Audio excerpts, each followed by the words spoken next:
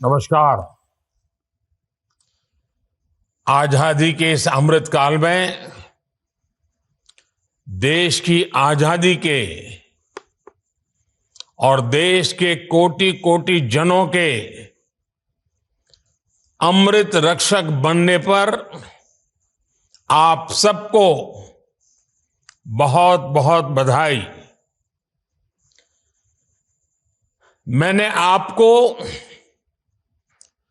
अमृत रक्षक इसलिए कहा क्योंकि आज जिन युवाओं को नियुक्ति पत्र मिल रहा है वो देश की सेवा के साथ साथ देश के नागरिकों की, देश की रक्षा भी करेंगे। इसलिए एक तरह से आप इस अमृत काल के जन और अमृत रक्षक भी हैं। मेरे परिवारजनों, इस बार रोजगार मेला का ये आयोजन एक ऐसे माहौल में हो रहा है जब देश गर्व और आत्मविश्वास से भरा हुआ है। हमारा चंद्रयान और उसका रोवर प्रज्ञान लगातार चंद्रमा से ऐतिहासिक तस्वीरें भेज रहा है। गर्व से भरे इस क्षण और ऐसे समय में आप अपने जीवन की सबसे महत्वपूर्ण यात्रा शुरू करने जा रहे हैं। मैं सभी सफल अभ्यर्थियों और उनके परिवारजनों को अनेक अनेक शुभकामनाएं देता हूं। साथियों, सेना में आकर सुरक्षा बलों के साथ जुड़कर पुलिस सेवा में आकर हर युवा उसका सपना होता है कि वो देश की रक्षा का प्रहरी बने। और इसलिए आप पर बहुत बड़ा दायित्व होता है। इसलिए आपकी जरूरतों के प्रति भी हमारी सरकार बहुत गंभीर रही है। बीते कुछ वर्षों में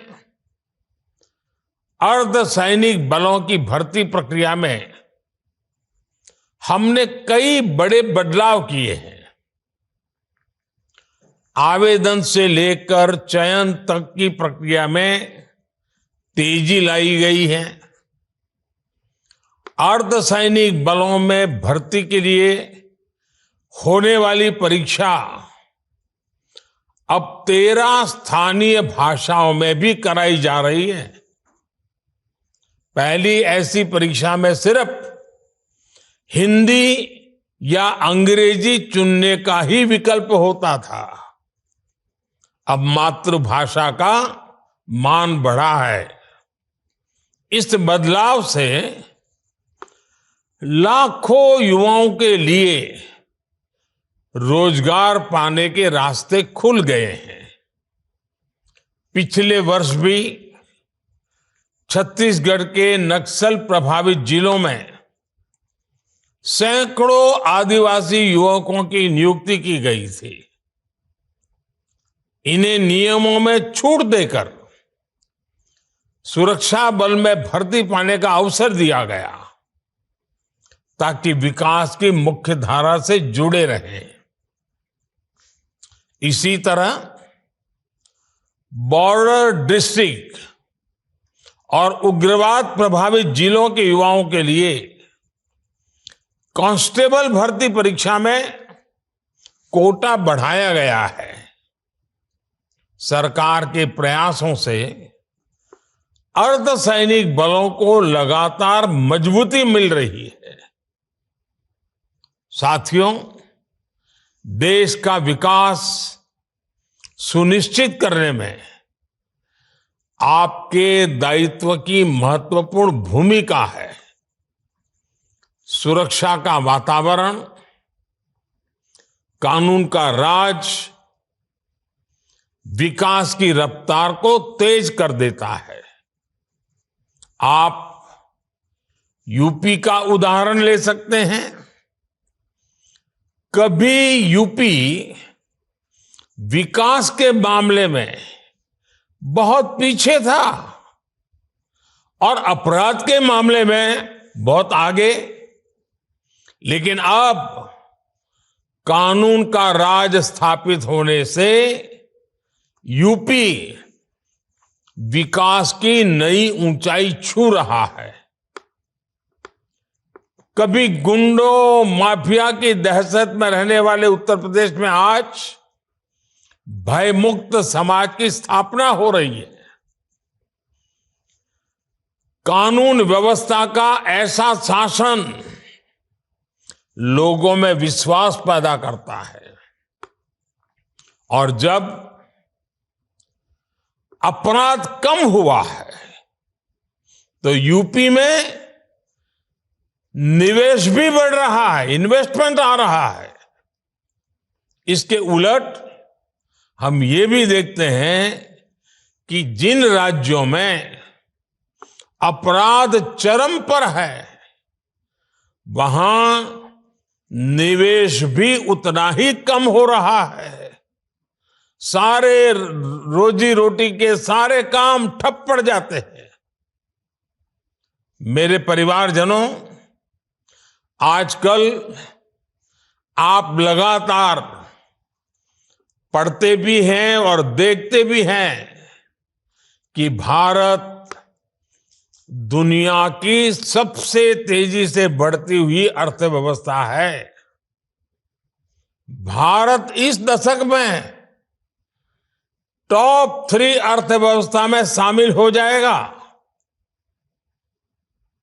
और ये गारंटी जब मैं आपको देता हूं ना, बड़ी जिम्मेवारी के साथ मेरे देशवासी, मेरे परिवारजनों को ये मोदी गारंटी देता है। लेकिन जब आप ये पढ़ते हैं तो एक सवाल आपके मन में जरूर आता होगा कि इसका देश के सामान्य नागरिक पर क्या असर होगा, और ये सवाल बहुत स्वाभाविक भी है। साथियों, किसी भी अर्थव्यवस्था को आगे बढ़ने के लिए ये जरूरी है कि देश के हर सेक्टर का विकास हो। फूड सेक्टर से लेकर के फार्मा तक, स्पेस से लेकर के स्टार्टअप तक, जब हर सेक्टर आगे बढ़ेगा तो अर्थव्यवस्था भी आगे बढ़ेगी। आप फार्मा इंडस्ट्री का उदाहरण ले लीजिए। महामारी के समय भारत के फार्मा इंडस्ट्री की बहुत सराहना की गई। आज ये इंडस्ट्री 4 लाख करोड़ रुपए से ज्यादा की है और कहा यह जा रहा है कि 2030 तक भारत की फार्मा इंडस्ट्री करीब 10 लाख करोड़ रुपए की हो जाएगी। अब ये फार्मा इंडस्ट्री आगे बढ़ेगी तो इसका क्या मतलब हुआ? इसका मतलब ये हुआ कि इस दशक में फार्मा इंडस्ट्री को आज की तुलना में कई गुना ज्यादा युवाओं की जरूरत पड़ेगी। रोजगार के अनेक नए अवसर आएंगे। साथियों, आज देश में ऑटोमोबाइल और ऑटो कंपोनेंट्स, इस इंडस्ट्री में भी बहुत तेजी से बढ़त देखने को मिल रही है। फिलहाल ये दोनों इंडस्ट्री 12 लाख करोड़ रुपए से ज्यादा की है। आने वाले वर्षों में इसके और बढ़ने की उम्मीद है। इस ग्रोथ को संभालने के लिए ऑटोमोबाइल इंडस्ट्री को भी बहुत सारे संख्या में नए युवकों की जरूरत होगी, नए लोगों की जरूरत पड़ेगी, रोजगार के अनगिनत अवसर बनेंगे। आपने देखा होगा कि इन दिनों फूड प्रोसेसिंग इंडस्ट्री के महत्व की भी काफी चर्चा होती है। भारत का फूड प्रोसेसिंग मार्केट पिछले साल करीब करीब 26 लाख करोड़ रुपए का था। अब अगले 3-3.5 साल में ये सेक्टर करीब 35 लाख करोड़ रुपए का हो जाएगा। यानी जितना विस्तार होगा उतने अधिक युवकों की जरूरत पड़ेगी, उतने नए रोजगार के मौके खुल जाएंगे। साथियों, भारत में आज इंफ्रास्ट्रक्चर का तेजी से विकास हो रहा है। पिछले 9 साल में केंद्र सरकार ने 30 लाख करोड़ रुपए से ज्यादा इंफ्रास्ट्रक्चर पर खर्च किए हैं। इससे देश भर में कनेक्टिविटी का विस्तार तो हो ही रहा है। इसने पर्यटन और हॉस्पिटैलिटी सेक्टर में नई संभावनाओं को जन्म दिया है और नई संभावनाओं का सीधा मतलब है कि ज्यादा से ज्यादा रोजगार के मौके बनते जा रहे हैं। साथियों, 2030 तक हमारी अर्थव्यवस्था में टूरिज्म सेक्टर का योगदान 20 लाख करोड़ रुपए से भी ज्यादा होने का अनुमान है। माना जा रहा है कि अकेले इस इंडस्ट्री से 13 से 14 करोड़ लोगों को नए रोजगार की संभावना बढ़ने वाली है। इन सारे उदाहरणों से आप समझ कर सकते हैं कि भारत का विकास सिर्फ नंबर की रेस नहीं है। इस विकास का भारत के हर नागरिक के जीवन पर प्रभाव पड़ेगा। इसका मतलब है कि बड़ी संख्या में रोजगार के अवसर तैयार हो रहे हैं और इससे आय में बढ़ोतरी और क्वालिटी ऑफ लाइफ सुनिश्चित हो रही है। हम परिवार में भी देखते हैं ना, अगर हम किसान हैं, अच्छी फसल हुई, ज्यादा फसल हुई, अच्छे दाम मिले तो घर के अंदर कैसे रौनक आ जाती है। कपड़े नए आते हैं, बाहर जाने का मन करता है, नई चीजें खरीदने का मन करता है। घर की अगर आय बढ़ी तो घर के लोगों के जीवन में भी बदलाव आता है। जैसे परिवार में है ना, देश में भी वैसा ही है। जैसे देश की आय बढ़ती है, देश की ताकत बढ़ती है, देश में संपत्ति बढ़ती है, तो देश के नागरिकों का जीवन संपन्न बनना शुरू हो जाता है। साथियों, पिछले 9 वर्षों के हमारे प्रयासों से परिवर्तन का एक और नया दौर दिखने लगा है। पिछले साल भारत ने रिकॉर्ड एक्सपोर्ट किया। यह संकेत है कि दुनिया भर के बाजारों में भारतीय सामानों की डिमांड लगातार बढ़ रही है। इसका मतलब है कि हमारा प्रोडक्शन भी बढ़ा है और प्रोडक्शन के लिए जो नए नौजवान लगे उसके कारण रोजगार भी बढ़ा है और स्वाभाविक है इसके कारण परिवार की आय भी बढ़ रही है। आज भारत दुनिया का दूसरा सबसे बड़ा मोबाइल फोन निर्माता देश है। देश में मोबाइल फोन की डिमांड भी लगातार बढ़ रही है। सरकार के प्रयासों ने मोबाइल मैन्युफैक्चरिंग को भी कई गुना बढ़ा दिया है। अब देश मोबाइल से आगे बढ़कर दूसरे इलेक्ट्रॉनिक गैजेट्स पर भी फोकस कर रहा है। आईटी हार्डवेयर प्रोडक्शन के लिए क्षेत्र में हम वैसी ही सफलता दोहराने वाले हैं जैसी मोबाइल के क्षेत्र में हासिल की है। वो दिन दूर नहीं होगा जब मोबाइल की तरह ही भारत में बने एक से बढ़कर एक लैपटॉप, टैबलेट और पर्सनल कंप्यूटर दुनिया में हमारी शान बढ़ाएंगे।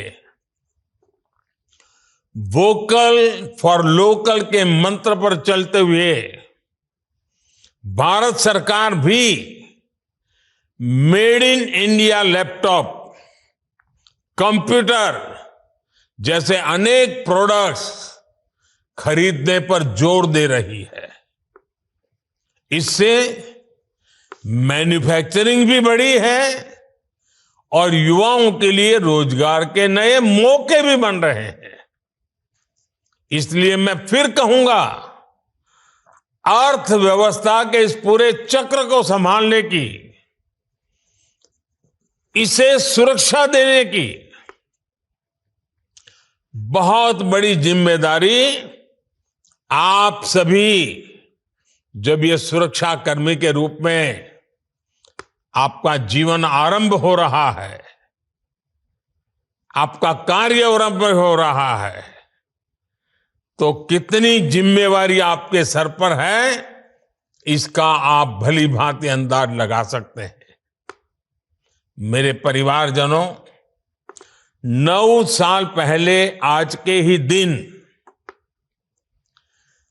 प्रधानमंत्री जन धन योजना लॉन्च की गई थी। इस योजना ने गांव और गरीब के आर्थिक सशक्तिकरण के साथ ही रोजगार निर्माण में भी बहुत बड़ी भूमिका निभाई है। 9 साल पहले देश में बहुत बड़ी संख्या में लोगों के पास बैंक खाता ही नहीं था। बेचारों ने बैंक का दरवाजा नहीं देखा था। लेकिन जनधन योजना के कारण बीते 9 वर्षों में 50 करोड़ से ज्यादा नए बैंक खाते खुल चुके हैं। इस योजना से गांव गरीब तक सरकारी लाभ सीधे पहुंचाने में तो मदद मिली ही है, और साथ ही महिलाओं, दलितों, पिछड़ों, आदिवासियों के रोजगार और स्वरोजगार को इससे बहुत बल मिला है। जब गांव गांव में बैंक खाते खुले तो इसके लिए बैंकिंग कॉरेस्पोंडेंट्स के रूप में, बैंक मित्र के रूप में लाखों युवाओं को अवसर मिले। बैंक मित्र हो, बैंक सखी हो, इसके रूप में हमारे हजारों बेटे बेटियों को रोजगार मिला। आज 21 लाख से अधिक युवा साथी बैंकिंग कॉरेस्पोंडेंट, या तो कहें बैंक मित्र या बैंक सखी के रूप में गांव गांव में सेवाएं दे रहे हैं। बड़ी संख्या में डिजिटल सखियां महिलाओं और बुजुर्गों को बैंकिंग सेवा से जोड़ रही है।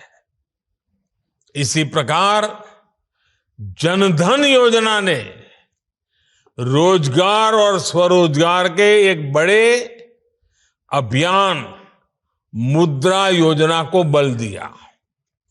इससे महिलाओं सहित उन वर्गों को छोटे छोटे बिजनेस के लिए लोन लेना आसान हुआ। जो कभी इसके बारे में सोच भी नहीं सकते थे। इन लोगों के पास बैंकों को देने के लिए कोई गारंटी नहीं होती। ऐसे में सरकार ने खुद उनकी गारंटी ली। मुद्रा योजना से अभी तक 24 लाख करोड़ रुपए से अधिक के लोन दिए जा चुके हैं। इसमें करीब 8 करोड़ साथी ऐसे हैं जिन्होंने पहली बार कोई बिजनेस शुरू किया है, अपना काम शुरू किया है। पीएम स्वनिधि योजना के तहत करीब करीब 43 लाख स्ट्रीट वेंडर्स को, रेडी पटरी वाले जो लोग होते हैं ना हमारे, पहली बार बैंकों से बिना गारंटी का ऋण स्वीकृत हुआ है। मुद्रा और स्वनिधि के लाभार्थियों में बड़ी संख्या में महिलाएं, दलित, पिछड़े और मेरे आदिवासी युवा हैं। जनधन खातों ने गांवों में महिला सेल्फ हेल्प ग्रुप्स को मजबूत बनाने में भी बहुत मदद की है। आजकल तो मैं गांव में जाता हूं, जब महिला सेल्फ हेल्प ग्रुप की बहनों को मिलता हूं तो कई तो उसमें से आगे गए, मैं तो लखपति दीदी हूं। ये सब इसी से संभव हुआ है। सरकार जो आर्थिक मदद करती है वो महिला सेल्फ हेल्प ग्रुप से जुड़ी महिलाओं के बैंक खातों में अब सीधे जमा होता है। जनधन योजना ने देश में सामाजिक और आर्थिक परिवर्तन को गति देने में जो भूमिका निभाई है वो वाकई हमारी बड़ी बड़ी यूनिवर्सिटीज के लिए अध्ययन का विषय है। साथियों, अब तक रोजगार मेले के अनेक आयोजनों में लाखों युवाओं को मैं संबोधित कर चुका हूं। उन युवाओं को पब्लिक सर्विस या अन्य क्षेत्रों में रोजगार मिला है। गवर्नमेंट और गवर्नेंस में बदलाव लाने के मिशन में आप सभी युवा मेरी सबसे बड़ी ताकत है। आप सभी उस पीढ़ी से आते हैं जहां सब कुछ बस एक क्लिक पर मिल जाता है। इसलिए आप समझ सकते हैं कि लोग हर सर्विस की तेज डिलीवरी चाहते हैं। आप अच्छी तरह जानते हैं कि आज की पीढ़ी समस्याओं का टुकड़ों में समाधान नहीं चाहती, उन्हें स्थायी समाधान चाहिए। इसलिए पब्लिक सर्वेंट्स होने के नाते आपको ऐसे फैसले लेने होंगे, ऐसी जिम्मेवारियां निभानी होगी, हर पल ऐसे तैयार रहना होगा जो लंबे समय तक लोगों के लिए फायदेमंद हो।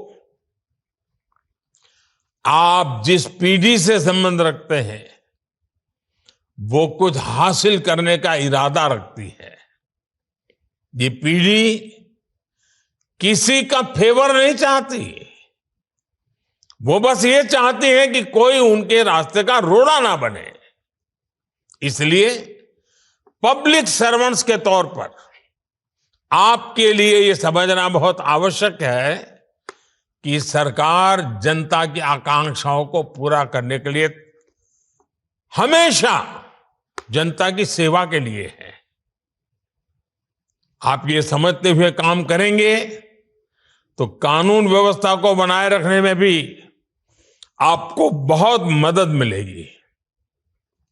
साथियों, अर्धसैनिक बलों में अपनी महत्वपूर्ण जिम्मेदारी को पूरा करने के साथ साथ आप सीखते रहने की प्रवृत्ति को भी बनाए रखें।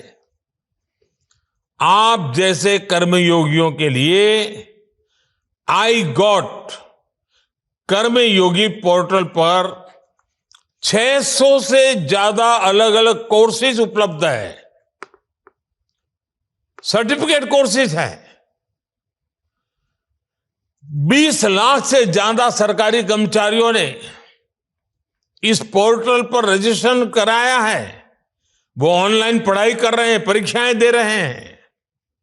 मेरा आग्रह है कि आप सब भी इस पोर्टल से पहले दिन से ही जुड़ जाइए और पहले दिन से तय कीजिए मैं ज्यादा से ज्यादा कोर्सेज करूं, ज्यादा से ज्यादा सर्टिफिकेट कोर्स करूं, ज्यादा से ज्यादा सर्टिफिकेट प्राप्त करूं। और आप देखिए, जो सीखेंगे, जानेंगे, समझेंगे, वो सिर्फ एग्जाम के लिए नहीं है, आपके जीवन में उत्तम से उत्तम ड्यूटी करने के लिए है। एक श्रेष्ठ अफसर बनने का सामर्थ्य उसमें पड़ा हुआ है। साथियों, आपका क्षेत्र यूनिफॉर्म की दुनिया का है। मैं आप सबसे आग्रह करूंगा, फिजिकल फिटनेस में जरा भी कॉम्प्रोमाइज मत कीजिए, क्योंकि आपका काम समय के बंधनों में बंधा हुआ नहीं होता है। मौसम का हर मार आपको झेलना पड़ता है। फिजिकल फिटनेस ये आपके विभाग में काम करने वालों के लिए बहुत जरूरी है। फिजिकल फिटनेस से ही आधा काम तो यूं ही हो जाता है। अगर आपके ढंग से आप खड़े हैं तो कानून व्यवस्था संभालने में कुछ करना नहीं पड़ता है, खड़ा रहना ही काफी हो जाता है। दूसरा मेरा मत है, आपकी ड्यूटी में तनावपूर्ण पल बहुत बार आते हैं। छोटी छोटी बात में तनाव आ जाता है। योगा ये आपके जीवन में नित्य प्रैक्टिस होनी चाहिए। आप देखेंगे एक संतुलित मन आपके कार्य के लिए बहुत बड़ी ताकत देगा। योगा ये सिर्फ फिजिकल एक्सरसाइज नहीं है। स्वस्थ मन के लिए, संतुलित मन के लिए और आप जैसे लोगों की ड्यूटी में तनाव से मुक्त रहने के लिए ये जीवन का हिस्सा होना बहुत जरूरी है। साथियों, देश 2047 में जब आजादी के 100 साल मनाएगा, तब आप सरकार में बहुत उच्च पद पर पहुंचे होंगे। ये 25 साल देश के और ये 25 साल आपकी जिंदगी के कितना अद्भुत संयोग है। अब मौका आपको नहीं गंवाना है। अपनी पूरी शक्ति, सामर्थ्य, जितना उसका विकास कर सकते हैं करिए, जितना ज्यादा समर्पण कर सकते हैं करिए, जितना ज्यादा जन सामान्य के जीवन के लिए अपने जीवन को खपा दे। आप देखिए, जीवन में एक अद्भुत संतोष मिलेगा, एक अद्भुत आनंद मिलेगा और आपके व्यक्तिगत जीवन की सफलता आपको संतोष देगी। मेरी आपको बहुत शुभकामनाएं हैं। आपके परिवारजनों को बहुत बहुत बधाई है। बहुत बहुत धन्यवाद।